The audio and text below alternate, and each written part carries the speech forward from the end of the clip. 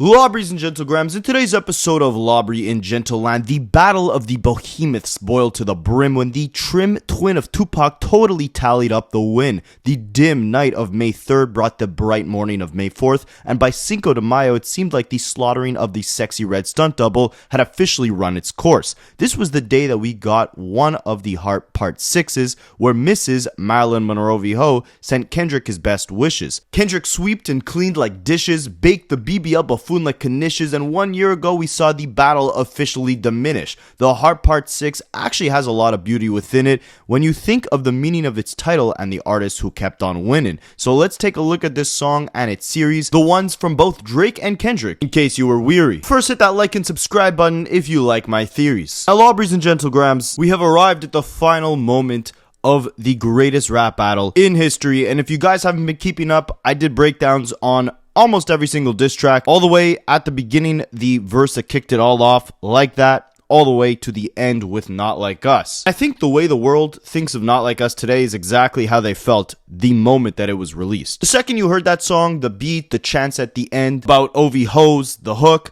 everything about it was a bona fide hit. And I think Drake knew this. I mean, he has a pretty good ear for hits, and he admits it in his response. He knew Not Like Us was about to be a problem. Not just because Kendrick was calling him a PDF, but because the amount of quotables in that song and how catchy it was overall would lead it to go on to become by far the biggest diss track in the history of rap battles, breaking the record in its first day of release as being the most streamed rap song in a single day. And to this day, a year later, it's still reaching new heights. Kendrick performing it at the Super Bowl, it's still top 25 on the Billboard Hot 100 charts 365 days later. A song that undoubtedly caused irreversible damage to Drake's career. But on the day after it was released, May 5th, 2024, the world wondered what Lobry's next move would be. How do you counteract this? Do you come back with a hit of your own? Because if your hit isn't as good or impactful as Not Like Us, then you lost the battle. Do you come back with a bar-focused record where you slaughter and assassinate Kendrick's character the same way Kendrick had just done to Drake for the last 7 days between April 30th and May 4th, 2024? Or do you just stay silent, let the song run its course, and gracefully bow out of the battle? Well, I think at this point, that wasn't really an option. But the move that Drake would make would turn out to be a very bad one, but a very interesting one nonetheless. See, this entire battle, we saw Drake constantly on the defense. The only time he was on the offense was on Tailor Made Freestyle, where he had just dropped his response to all these different artists: Kendrick, Metro, Future, The Weeknd, Rick Ross. We hadn't heard from Kendrick yet, so Drake gave us Tailor Made to kind of taunt the fact that Kendrick was silent. But after that, I've said this before, I think the biggest mistake Drake made was keeping the tone, the vibe, the sound of every single one of his diss tracks extremely, extremely dark. Think about Family Matters. There was nothing uplifting, celebratory, or even really confident about that song. And then you get to the Heart Part 6, which literally felt like a song that Drake did not want to make, but felt forced to because of the massive moment that was Not Like Us. This was him completely succumbing to and surrendering to the fact that the public had deemed it that Kendrick had the superior records, that Kendrick had won this battle unanimously, and that there wasn't really a move Drake could make to redeem himself. And the move of calling this song the Heart Part 6 is very interesting, because obviously, as I'm sure you guys know, Kendrick has a full series called The Heart. At the time of Drake's The Heart Part 6, the last Heart song that we got from Kendrick was The Heart Part 5, right before Mr. Morale. We're going to break down every single one of Kendrick's Heart songs from that series, what the series actually means to him, and why the overall essence of the Heart series was actually embodied on Drake's The Heart Part 6 record. But of course, as you guys probably also know, this was a callback to the fact that Kendrick used one of Drake's series song titles for his own diss record, 616 in LA. Drake is notorious for the timestamp records. Kendrick brought it back to his hometown of LA at 616, nodding back to the 6 because Drake, of course, is the 6 god, or so he calls himself, because Toronto's area code is 416.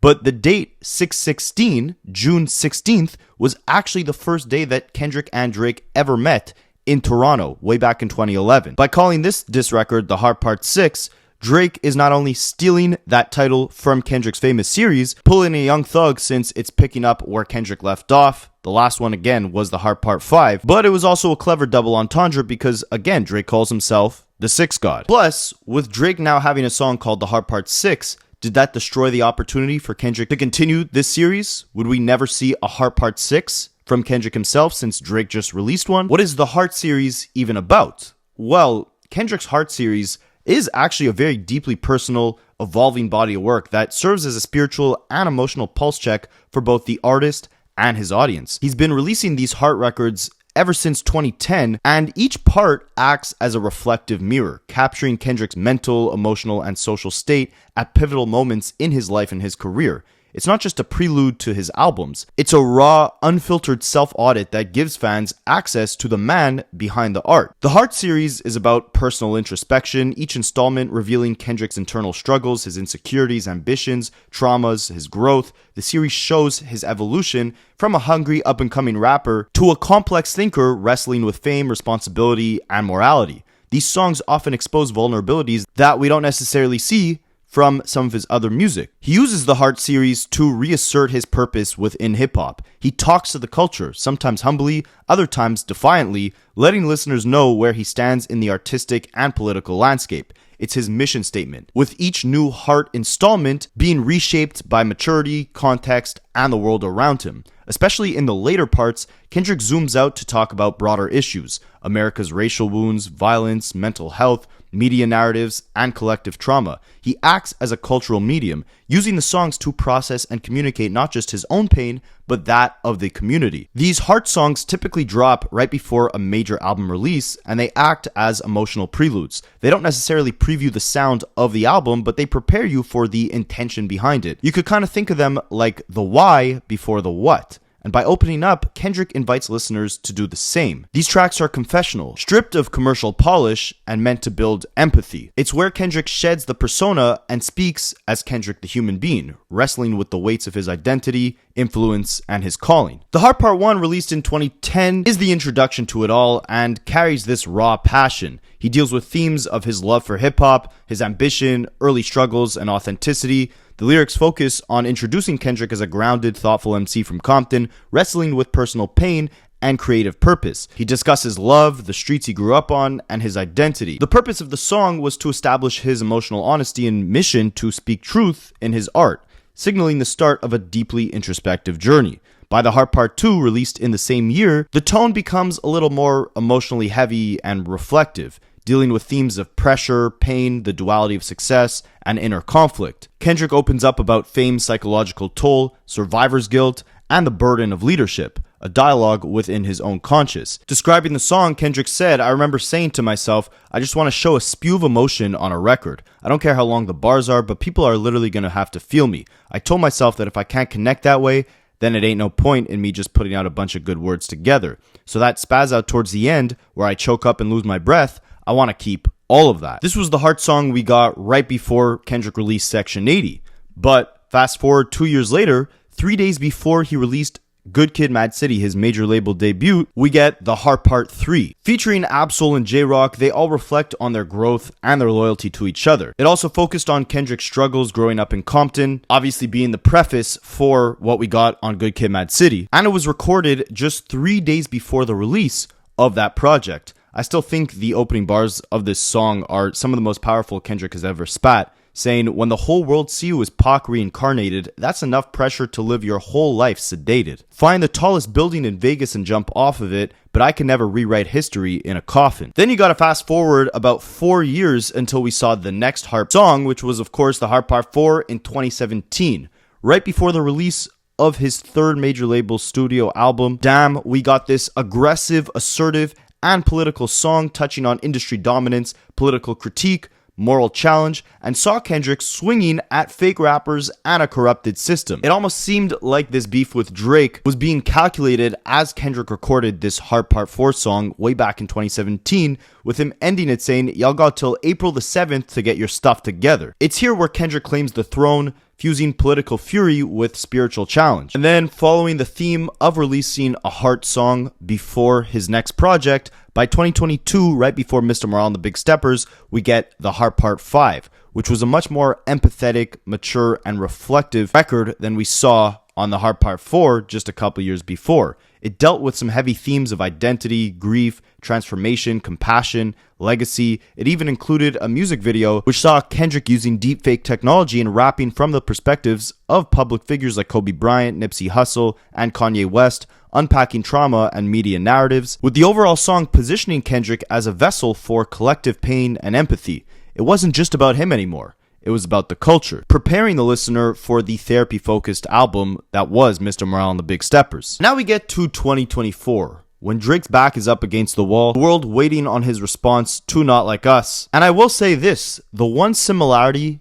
between Drake's version of the Heart series and Kendrick's, which is why I might title this video The Beauty of the Heart Part 6, is because while it was horrible in its execution, the Heart series encapsulated, again, like I said before, Kendrick shedding the persona and speaking as Kendrick the human being, each series being an evolution of his confession to his listeners. And I do think Drake did try to capture that with his own version of the Heart Part 6. He was very honest about one thing on that record, and that is how defeated he was within this battle. Starting off with a sample of Aretha Franklin saying, "Now let me see you prove it," Drake attempts but fails at setting the tone that this record was about getting to the root of the problem and getting to the truth of the allegations that Kendrick was throwing against him. He starts it off, "The Pulitzer Prize winner is definitely spiraling. I got your effing lines tapped. I know that I'm dialed in." This narrative was really quickly forgotten throughout this battle, but at the time when they were both flanging diss tracks at each other back and forth one after the other in the span of like a week, a big narrative was that there was a leak within the OVO camp and that Kendrick had information on Drake. We saw this on the Meet the Grams album cover, right? There was prescriptions in Drake's name for a bunch of pills, the Maybach glove, the fact that on Meet the Grams, Kendrick is talking about a secret daughter that Drake is hiding, and then of course on Not Like Us, you get the PDF allegations, and this all was rooted in 616, where Kendrick said, "Have you ever thought OVO was working for me?" Here Drake is flipping that to say, "I got your lines tapped. I got your phone lines tapped. I'm listening into your conversations, and I know exactly what it is that you're attempting to plan." While also flipping the bar on Euphoria, where Kendrick said the famous actor we once knew is looking paranoid and now spiraling, Drake here says the Pulitzer Prize winner is definitely spiraling. I don't know if Kendrick was definitely spiraling, but I do remember actually, as a Canadian, it's inevitable that I live amongst a lot of OVHOs, so when this battle was taking place and Kendrick was dropping diss track after diss track, by the time he dropped Not Like Us, some Drake fans were saying to me that Kendrick maybe didn't seem like he was spiraling necessarily, but that he was definitely extremely angry and had unwarranted hatred against Drake. I disagree, but I digress. First, I was a rat, so where's the proof of the trial then? Where's the paperwork or the cabinet it's filed in? 1090 Jake would have tore all the walls down. The streets would have had me hiding out in a small town. Here, Drake is referencing the fact that on Euphoria, Kendrick said, "I know some stuff that would have made Gunna wanna look like a saint," implying that Drake, just like the world thought of Gunna, may have been a snitch or a rat. Drake here is fixating on that one allegation to say, if I really was a rat, 1090 Jake would have exposed me on YouTube and I would have had to hide out to protect myself. You'll see in this diss track that he makes a horribly miscalculated effort at trying to disprove a bunch of narratives about himself being on the defense instead of going on the offense and actually trying to attack Kendrick the same way Kendrick attacked him. And the only time he does attack Kendrick is when he horribly misrepresents lines from an actual Kendrick song. We're going to touch on that shortly. My Montreal Connect stand up, not fall down. Now, I live close to Montreal. I was like, who the hell is Drake talking about here? He's shouting out city right next to me on this horrible song. It's the worst song to get a shout out from. He actually did shout out Montreal on a separate song saying skating on him like a Montreal Canadian. Drop a comment if you guys watch hockey. But yeah, Drake is using this phony Montana mob boss persona here to say his connects down in Montreal are standing up for him. And here's a funny bar. The ones you're getting your stories from are all clowns. He would horribly Uno reverse himself. I believe that's what you call it. I don't really play Uno, but I think this is an Uno reverse on himself, because here he's saying that whoever is leaking information to Kendrick is a clown. But you'll see in a couple bars why it's horrible to call the people leaking information to Kendrick clowns. But Drake continues, "I'm a war general seasoned in preparation. My jacket is covered in medals, honor, and decoration." Listen, the only jacket Drake is wearing is a suit jacket on his way to court to sue over this battle. But at this point, he's trying to act like, he's very well prepared. He's a war general. You waited for this moment, overcome with the desperation, saying that basically Kendrick has been waiting for this moment for a very long time. Then he says, we plotted for a week and then we fed you the information. A daughter that's 11 years old, I bet he takes it. We thought about giving a fake name or a destination, but you're so thirsty, you're not even concerned with investigation. Now again, 3 bars before that, he said, the ones you're getting your information from are all clowns. So which one is it? Did you plot for a week and then fed Kendrick the information, or are the ones that Kendrick is getting his information from all clowns? Or are you the clown? What Drake is referring to here is the fact that after about a week of Taylor Made being released, we got Euphoria. Drake is claiming in that week, he plotted with his team and fed Kendrick a bunch of fake info. And that's why on 616 in LA, Kendrick was saying, have you ever thought OVHO was working for me? Drake is saying, yeah, I knew they worked for you, but they didn't really work for you. I just fed them fake information to give you. And that's where you got the rumor about the daughter. Again, in the grand scheme of things, a year later, no one's really focusing on the daughter or the items on the Meet the Grams album cover, right? We're focusing on the success and impact of Not Like Us and the moments that Kendrick has created after this battle ensued. But to entertain Drake here for a second, if you really did feed Kendrick this daughter information, wouldn't you come back with a second diss track where you expose how you actually manipulated Kendrick into believing all of these fake things and putting them in his own diss tracks, right? Wouldn't that be a pretty good comeback to say, look how I just manipulated your entire plan. You thought you had a bunch of leaks in my camp. You thought you had a bunch of information to reveal to the world. Turns out I was the one who planted it all along, and it's all false. If this was really true that you plotted for a week and fed him the information and it was all about the fake daughter, then wouldn't you come back around and actually show proof? This whole song was Drake trying to tell Kendrick to prove that the allegations he made against Drake were valid, right? Let me see you prove it. But Drake himself never proved the fact that all this information that he claims to have fed Kendrick was actually fake. This was simply Drake concocting even more fake narratives with the fact that he's claiming he fed Kendrick that fake daughter info. If he really did, then he would have proved it. But Drake continues, you're so thirsty you're not concerned with investigation. Instead, you're in that Venice studio, it's a celebration. Basically saying, Kendrick is now celebrating his victory against Drake. He's not actually concerned with fact-checking the information that he spread against Drake in his diss tracks. You gotta learn to fact-check things and be less impatient. Your fans are rejoicing, thinking this is my expiration. Even the picture you use, the jokes and the medication, the Maybach glove and the drug he uses for less inflation.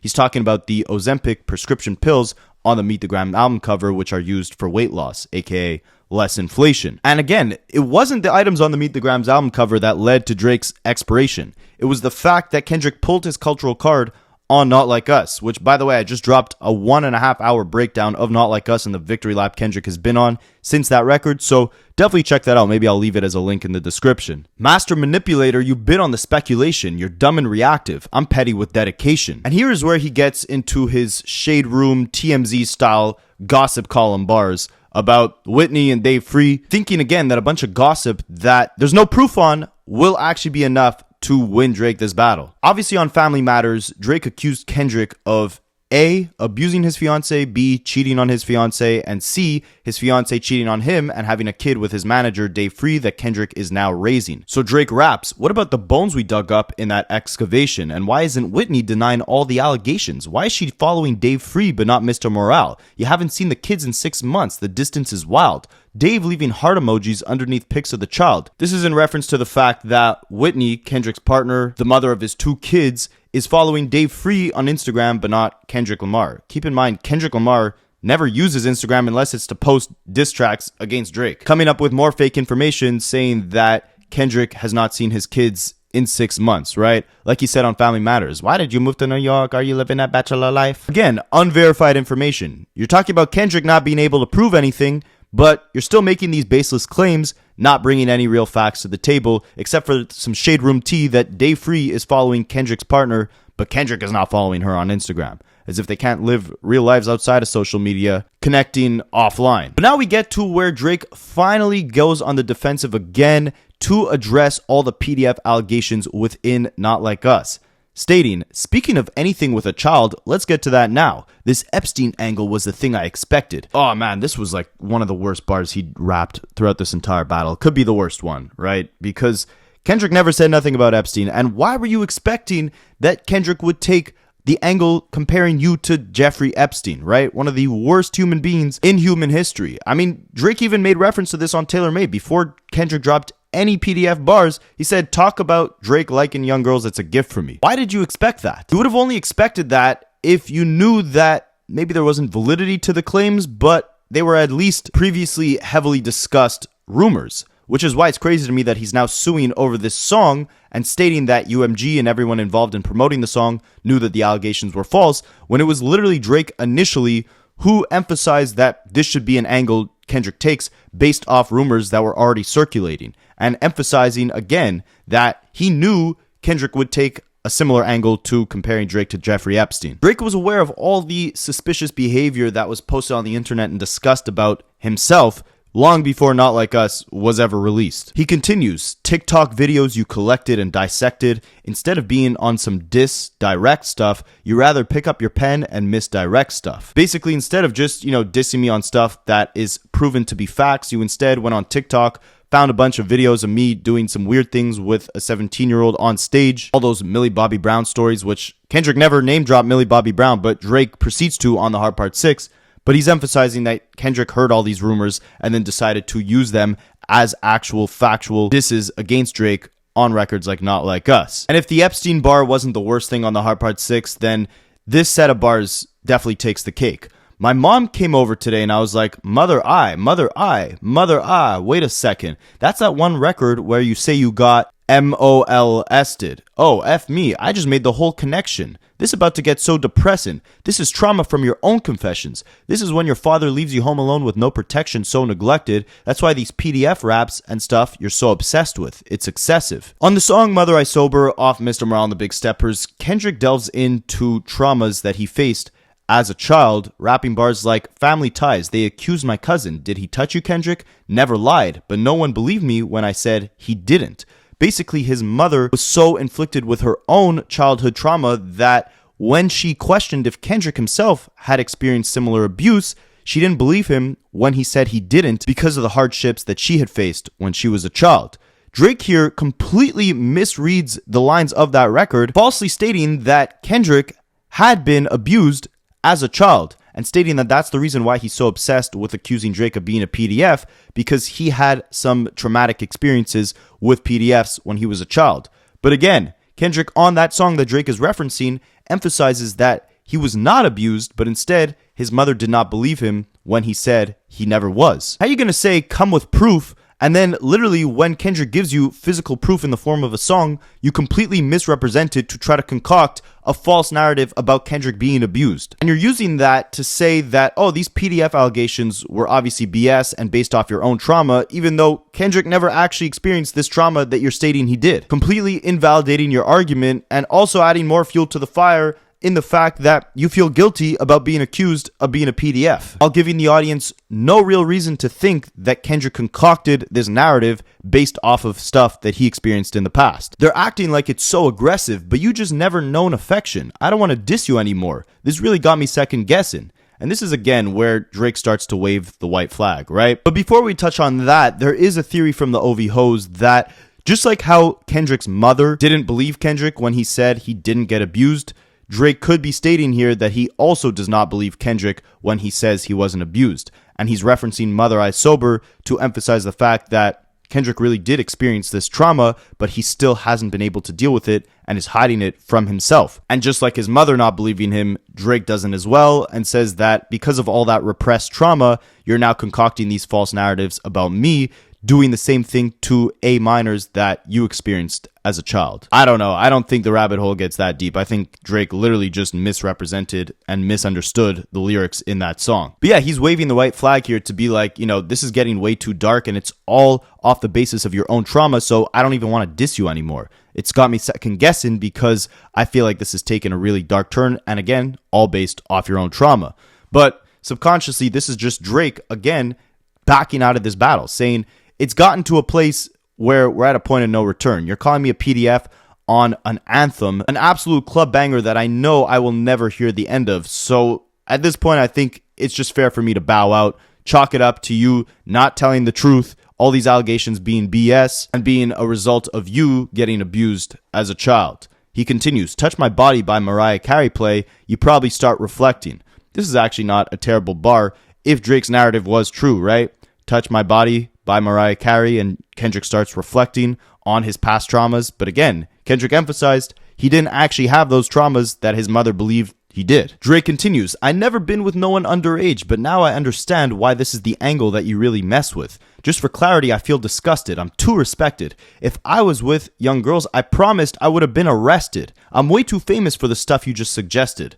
This is another terrible defense, another terrible bar, because look at all of the different offenders who have gotten away with their crimes, who have attained much higher levels of fame than Drake himself did.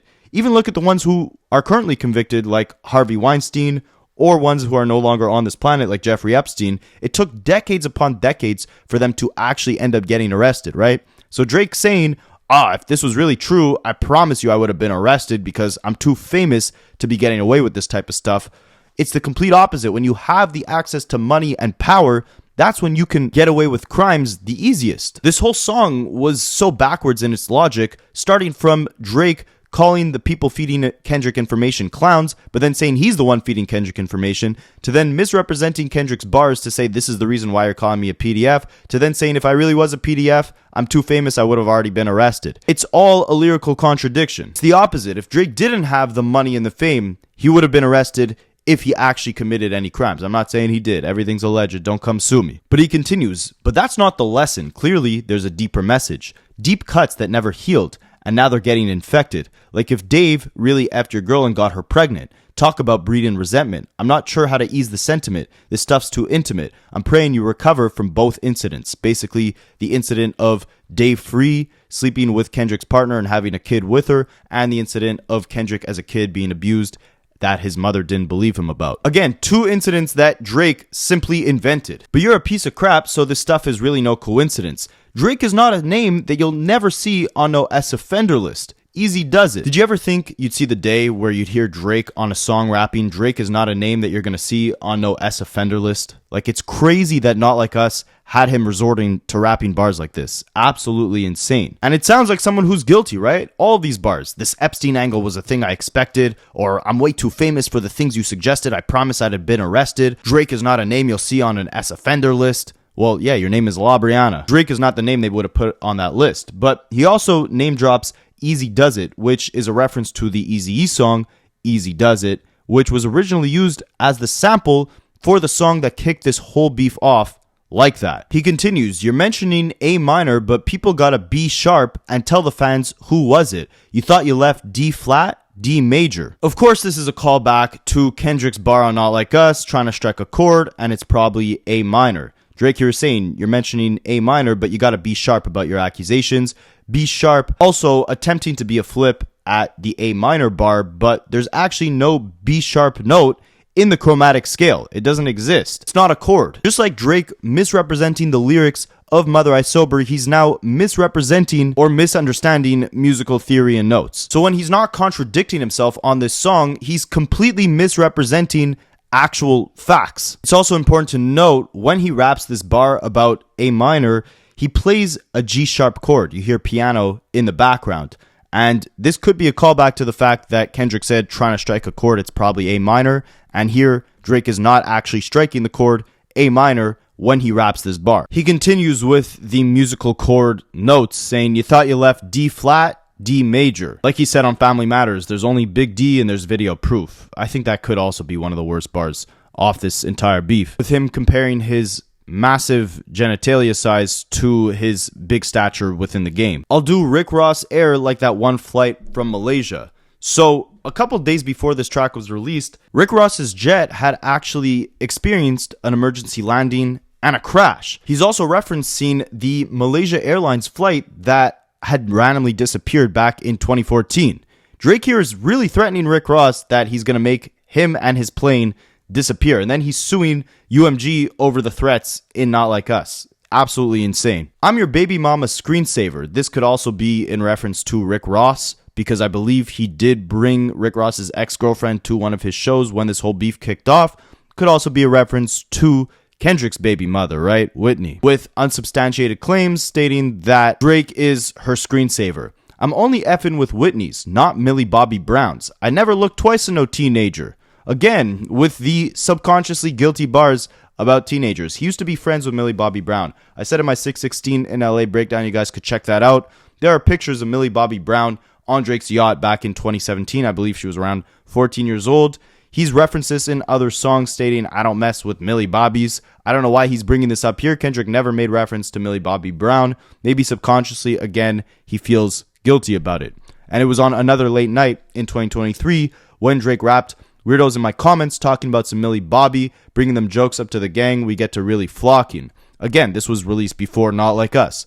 Drake knew about these rumors long before that song ever came out. And this is a flip because obviously Kendrick's partner's name is Whitney, but at the same time, Whitney Houston had a child by the name of Bobby Christina Brown. Here Drake is saying, I only mess with Whitney's, not Millie Bobby Brown's. I'm a effing hitmaker, dog, not a peacemaker. Bullets that I'm stuffing in each chamber, your butt in extreme danger. Again, with the threats to violence, which he is accusing UMG of greenlighting on Not Like Us when he's making much more very real threats to violence within this song. But to give Drake respect, he was consistent on accusing Kendrick of using bots way back when he released this song, rapping, stop buying views and bot comments. You may as well keep the paper. Stuff you about to need for later. I give a F about your streaming data. You could drop 100 more records, I'll see you later. Yeah, maybe when you meet your maker. This is because, of course, Kendrick on Not Like Us rapped, how many stocks do I really have in stock? 1, 2, 3, 4, 5 plus 5. Insinuating there was a lot more in store if the OVO wanted to continue this war.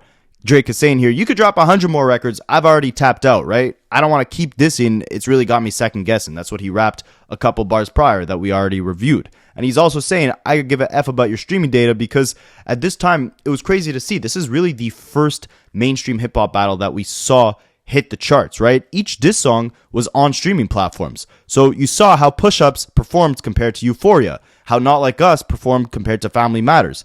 And the irony of it all is that Family Matters and Push-Ups ended up being the lowest revenue generating songs from the entire battle. And he's now gone on to sue Kendrick because of how big and how many streams Not Like Us has racked up. Or sorry, he didn't sue Kendrick, he sued UMG. But here he's saying, I don't give a F about your streaming data. Now he's suing over that same streaming data.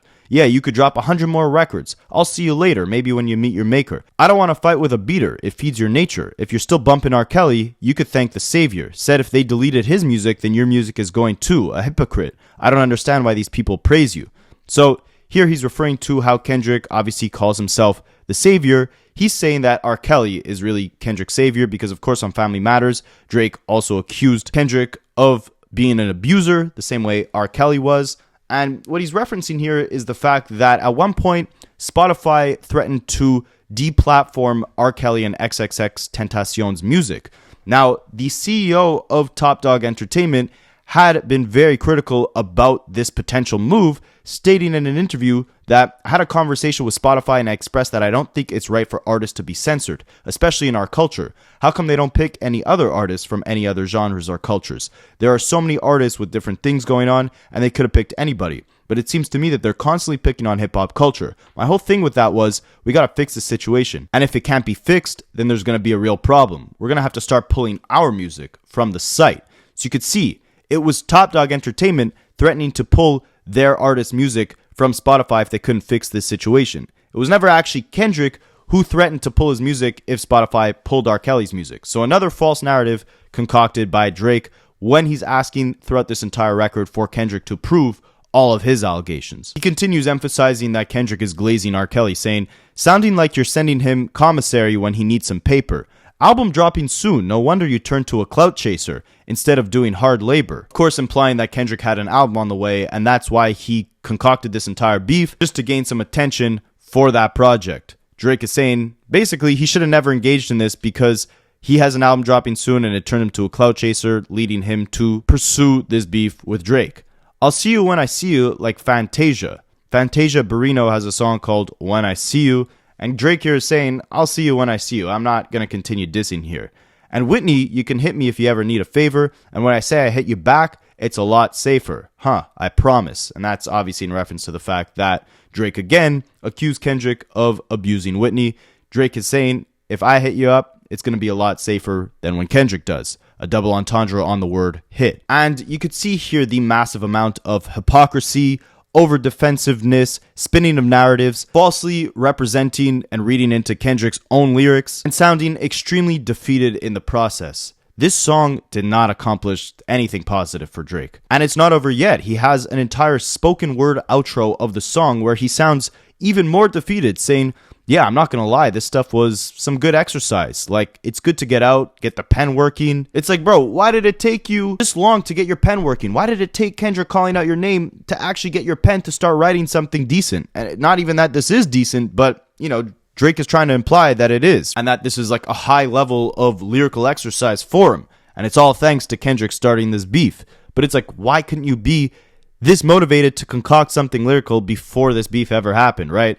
And Drake continues, you would be a worthy competitor if I was really a predator and you weren't Evan lying to every blogger and editor. But it is what it is. You definitely got this stuff burnt out though. Like, you got 10 more records to drop. The one before the last one, we finessed you into telling a story that doesn't even exist. Here he's referencing the fact that he's implying, at least, that he was the one who fed Kendrick the fake information about a daughter that Drake is hiding. But again, there's no proof to this, right? Like, if you really were the one who fed Kendrick that fake daughter information, why didn't you ever come back and show the world that it was really you who gave that info to Kendrick's camp, right? Because all we remember now is 616, where Kendrick rapped, have you ever thought OVO was working for me? You never proved that they weren't. Then he talks about Not Like Us, saying, and then you go and drop the West Coast one and try to cover that daughter stuff up. I would like that one. That would be some stuff I could dance to if you wasn't tripling down on some whole other BS. But, you know, at least your fans are getting some raps out of you. So here Drake is admitting that he does like Not Like Us. He thinks it's a very good song. He just doesn't like how he's being called a PDF in it. But he says, you know, at least your fans are finally getting some raps out of you. I'm happy I can motivate you, bring you back in the game. Like, you know, just let me know when we're getting to the facts. Everything in my stuff is facts. I'm waiting on you to return the favor. And what an eerie way for this battle to conclude, right? With Drake begging Kendrick for the facts when this entire song was full of lies, hypocrisy, misrepresentation of his lyrics, false narratives. I could go on. But this song to me almost feels like a fever dream, like it never really came out. And I say that it carries some similarity to the essence of the Heart series because Drake is getting very vulnerable in terms of the fact that he feels extremely burnt out with this entire battle, right? Him saying stuff like, this stuff is getting way too deep, so I don't even want to keep dissing you. It's got me second guessing. You got this stuff burnt out. I'm happy you got my pen working, though. It's good lyrical exercise, but I can't keep dissing you anymore. It's really got me second guessing. And thinking about it in retrospect a year later, would Silence have been better than this record? Would it have been better if Drake just didn't say a word instead of coming back with something that sounds like he's more guilty than he did and Not Like Us first released? I mean, these bars sum up the hypocrisy and the delusion perfectly. The one that you're getting your information from, they're all clowns. But then 2 bars later, we plotted for a week and then we fed you the information. I think Drake here was really trying to unpack the entire situation from a psychological perspective, like Kendrick did with Euphoria, by, you know, tying in the whole Mother I Sober theme, attributing that to the reason why Kendrick was making these PDF file claims about Drake, and unpacking the whole situation to seem like he was the morally superior one, right? The one who was actually coming with factual information, the one who was feeding Kendrick false information, making Kendrick look like a clown who was thirsty for gossip, being a master manipulator, whereas Drake was a war general, calculating every move. However, obviously, we went through the reasons why he failed miserably in that, and another major one is the fact that he was very unprepared for what he had been begging for weeks before Kendrick ever dropped Euphoria. Before Euphoria, it was drop, drop, drop. With the Heart Part 6, it was stop, stop, stop. You had 10 more diss records to put out. You definitely got this stuff burnt out. I'm not dissing you anymore. It's really got me second guessing, right? Like, why wasn't Drake smart enough to have a bunch of records tucked in the stash? A hit record, an up-tempo record, a psychological breakdown of Kendrick's character. Think about all the different diverse type of records that Kendrick dropped here, whereas Drake was, again, constantly on the defensive. That was his biggest problem throughout the entire beef, is that it seemed like he was ducking shots instead of being the one actually sending them. And when he did send them, there was no real proof, right? If you really were the one to master manipulate this whole thing about a fake daughter, prove it. If Kendrick was really abusing his wife, or the whole Dave Free thing was true, aside from Whitney following Dave Free but not Kendrick on Instagram, then prove it. Very big miscalculation, but aside from that, I do actually love the beat on this song. I think it's a great beat. I don't think Drake's flow is bad necessarily, but once you unpack these bars, it's just an absolute mess. And it was actually Akademiks, Big Mac of Snackademics, who had said on his streams right when Not Like Us came out, that what we needed from Drake to win the battle unanimously was a timestamp record, something where he was sitting back and reflecting on the entire thing, unpacking it, really looking at it from a bird's eye view, saying, this is why I am the one manipulating you, and you're out here just thirsty for attention. All my accusations are true. You came with a whole bunch of TikTok rumors. And I mean, there were so many missed opportunities for Drake here. Like, he really could have sat down with Mr. Morale and come up with more than enough disses against Kendrick just based off the information Kendrick has already given the world, right? You didn't feel strong enough to uphold that savior title. You felt like you had to run away from the culture to pursue your own personal growth. But then you come back 2 years later on like that, talking about your temperament's bipolar, you're choosing violence. Obviously, all that therapy you did throughout Mr. Morale, all the trauma that you caused your family, Whitney, whoever, you as a character, you're still flawed, and none of those issues are actually fixed because you're back here threatening violence, seeming unsettled with your positioning within the current culture, right? F the big three, it's just big me. Obviously, you're insecure off the fact that me and Cole are now celebrating our legacy and our presence within the game. Whereas on Mr. Morale, you were talking about how you needed to run away from the game in order to gain personal growth. Obviously, you didn't attain that personal growth because you're back here dissing when you feel like your spot is threatened, when you feel like you're not really part of that big three, right? That's just one of the many disses Drake could have actually came at Kendrick with, which is all just evidence Kendrick provided in his own music. And all it would take was a simple psychological breakdown of the series of events that transpired since Mr. Morale to be able to concoct that narrative, right? But Drake was too busy again trying to defend himself against the PDF allegations Kendrick threw at him, the fake daughter stuff, Drake being a rat, Drake's chains being taken. He was focused on the wrong things. And the irony of it all is that Kendrick didn't let Drake ruin this series for him, but instead used the title of The Heart Part 6 for his own record, where he reflected on the triumphs of his own career and the milestones he's achieved, right? Achieving independence through his record label PG Lang, evolving from a hungry rapper learning from Ab Soul, or, being a part of J-Rock's promotional tours when he was supposed to be the superstar of TDE, to evolving into this mogul, into this executive that he is today. That's the irony and the beauty in The Heart Part 6, is the fact that Kendrick took that title from Drake to reflect on his own empowerment, on his own come up, on his own story, on why he is where he is today, why he, as he puts it, deserves it all. Where Drake used the theme or the purpose of the series to reflect on his loss in this beef and the horrible damage to his public perception, Kendrick used it to celebrate his achievements, his milestones, and reflect on the career that he spent over a decade building up. The beauty of the Heart series is that it's based off one's truth in the current moment. Drake being flustered, burnt out, exhausted, confused, defensive, aggravated, insecure. Kendrick used the exact same song title to tell the strong story of how he got to the powerful position that he's in today, and all the inspiration came before him. So that's the beauty of The Heart Part 6, a title that stems in truth. And the truth of the matter, it was God's plan to show you the liar. So let me know what you guys think, and I'll catch you in the next one.